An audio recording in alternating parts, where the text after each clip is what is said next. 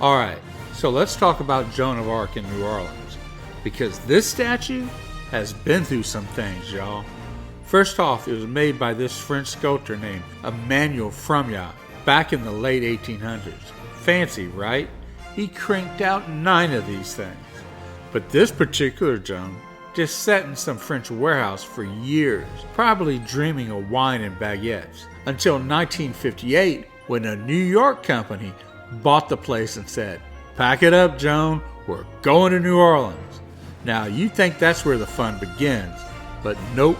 Instead of hitting Bourbon Street, Joan got stuffed in a New Orleans warehouse for another 14 years. Why? Because the city couldn't scrape together the $36,000 to pay for her. Classic New Orleans. Finally, in 1964, French President Charles de Gaulle had to step in like, "Here, I'll pay for it, mon Dieu." And even then, it took another 8 years for Joan to make her debut at the Rivergate Convention Center in 1972. Fast forward to the 1990s, and Harris tried to kick her out of the business district. But Joan wasn't having it, neither were New Orleanians. The whole city rallied behind her, like, "Y'all ain't touching our girl." She won that battle. Again, very own brand for her.